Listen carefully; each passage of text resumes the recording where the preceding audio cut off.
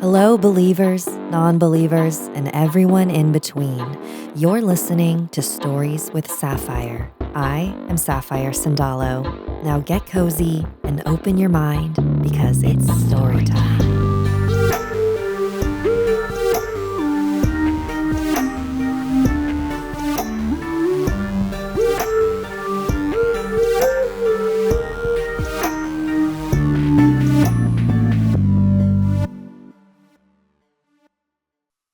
Hi there.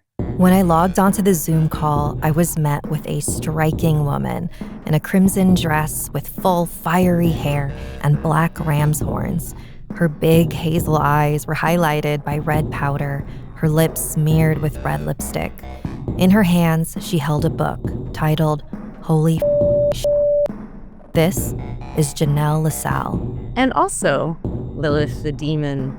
I had a great time talking with her about her book based on her real-life paranormal experiences, how demons helped medically diagnose what doctors could not, how Lucifer saved her from a Tinder date gone bad, what's really behind the fear of demonic possession, and so much more. A quick warning, this episode might be a bit mature for younger listeners. I didn't think censoring any of the profanity or heavy topics we discussed would maintain the integrity of the episode. So, listener discretion is advised. And now, here's Janelle and Lilith. So, Lilith has actually been in my family for generations. It was my daddy who summoned her, which is, if you know anything about Lilith, is a big no-no. And he wanted a succubus.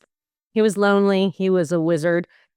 And he thought this would be a good idea. So he summoned her. And now Lilith doesn't take very kindly to being summoned like a booty call on demand. So she decided she had to punish the rest of his family, because what else can you do when you insult a demon? And so Lilith has touched every person in my family, and we have all known about her existence since I was a young child. I have felt her, as has my sister, my mother, and just about everybody else. Janelle had been holding up this book the entire call so far, and so I asked her to tell me more about it. My favorite book, and Lilith's, very biasedly, is Holy Fucking Shit. Holy Fucking Shit is the attempt of the human witch and the scientist, Janelle LaSalle, to break the family curse that my daddy put into place when he summoned Lilith all those years ago. And the experience was so fantastical. There were many, and I've been a journalist for a really long time. I went to school for it, and there were so many times in life where I tried to publish articles about my family or my dad or these instances of magic where science just could not explain the things that were happening to my family. And as a scientist, the harder I looked, the less it made sense. And I actually had publications write back to me, "Sorry, this isn't real. We don't believe you. Don't believe anything you're saying is real." And then finally, a couple years ago, Vice was interested. But, you see, when my daddy summoned Lilith, he was in jail. He did a very bad thing. So, Lilith first came up in his journals. He wrote about how to do all this kind of black magic. And Vice wanted the journals, but they couldn't get them. They couldn't ethically and legally access them, is what they told me while he was in prison. So, in 2021, I was always a skeptic. I was always like, there's phenomena, but what do we really know? Can we make conclusions? And then in 2021, an event happened that made me realize beyond a full doubt, this is very real. There are things very real that science cannot explain if you pay enough attention out there. So I spent a month typing until my hands nearly broke, and here we are. Would you be able to share what that experience was? Honestly, I want to. I really do. But until I have a lawyer, a legal team, I don't know if I can. It's covered in the book. The names have been changed to protect the innocent. And there are obviously some embellishments that are done for those legal reasons, but it's definitely covered in the book. And you will read it and go, that's some nice fiction you wrote there. Holy Fucking Shit is about the journey of a scientist who has always suspected that there were things, extrasensory things, that we could not necessarily detect, but how on earth can you prove that without empirical evidence? And so it's the story of a scientist that eventually becomes so overwhelmed with experiences that she has no choice but to realize, okay, magic and demons are real. And what do you do with that information as a sane, normal individual trying to function in society? What do you do with that? So the novel very much goes into that, and how that's the title right here, is the only response I could have to learning that these things are real. Holy fucking shit. For instance, the journey is beautiful, and that's why it's written in a book. It's hard to describe, but there are so many thousands of touch points where I have asked a magical practitioner for help with something that in reality would not budge. For instance, I have a lot of chronic illnesses. I look fantastic and radiant, but my human body has all these issues, and doctors don't even know what's wrong. So one of these days where human me was really sick, and I mean screaming in agony sick, doctors had no idea, in the hospital for months, I petitioned one of the demons I work with, Asmodeus. He knows secrets of the universe. So I said, baby, I'm hurting. The scientists don't know what's wrong with me. Scientists, also don't know what's wrong with me. What's wrong with me? And I heard it clear as fucking day. You have a hiatal hernia. Now, that's not that remarkable. You might think, okay, scientist me could have maybe figured that out or something. I went to hospitals multiple times, and they all said, nope, we don't see any hernia here. And again, I said, you have a hernia. And it wasn't until I demanded surgical intervention, they said, oh my God, you have this really bizarre, strange, hidden, we didn't even see hiatal hernia.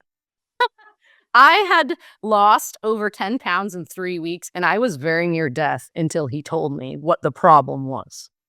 I don't think I'm a better doctor than the 50, 60 doctors that saw me. I'm not totally against the concept of demons as some sort of inherited genetic archetype. A lot of Carl Jung mentions this kind of thing, like some sort of ancient primitive memory of types of people we once were. It's not necessarily to say that one thing is empirically true and the other thing isn't. You never are completely 1000% not skeptical, but we have to just kind of apply discernment best we can. A lot of definitions are totally open interpretation. I can't tell you my reality is the objective reality. There are lots of iterations of demons, right? So if we want to go into the folklore, a demon is a type of spirit. Usually there's an evil connotation, something sinister. From my part of the world, we have jinn in the Middle East. Jinn is a type of wind spirit, or a type of, they call it smokeless fire.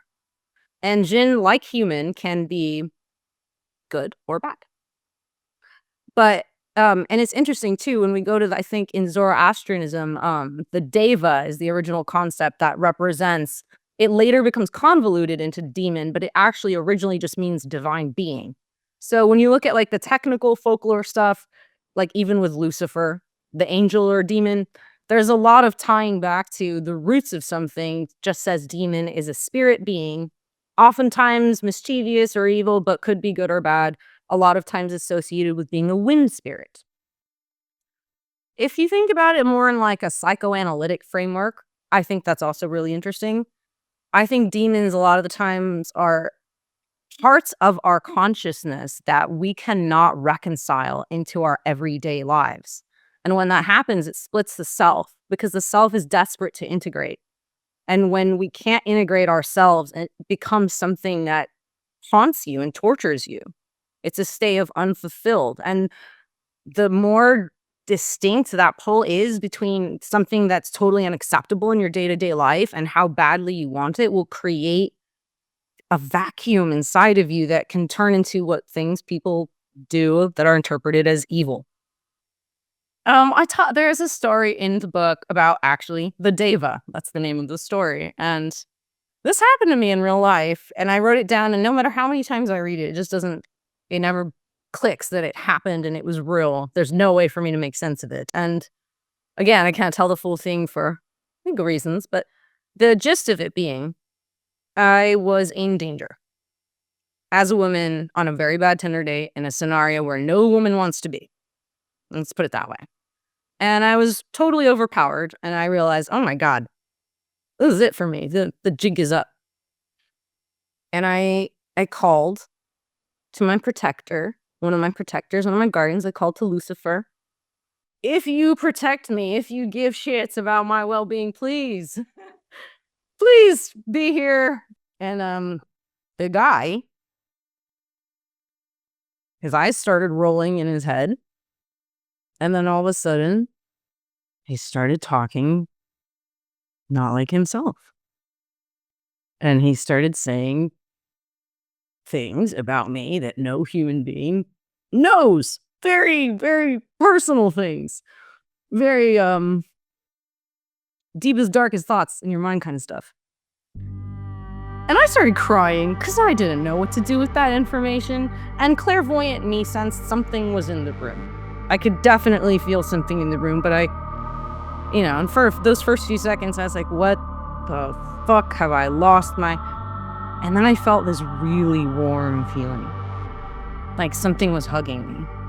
And it was familiarity. And I was like, don't worry. Don't be afraid. You know who I am. Huh? You know who I am. Okay. That's great. Can you stop the joke? No, really, we were married before. Were we? Oh, yeah, we were very close. And this kind of goes for a bit, and I'm like, okay, how much am I going to humor this finally? And then I'm like, okay, so, who are you? And it's like, you know me. Deva, the boogeyman. And all of a sudden I looked at him and I was like, Lucifer?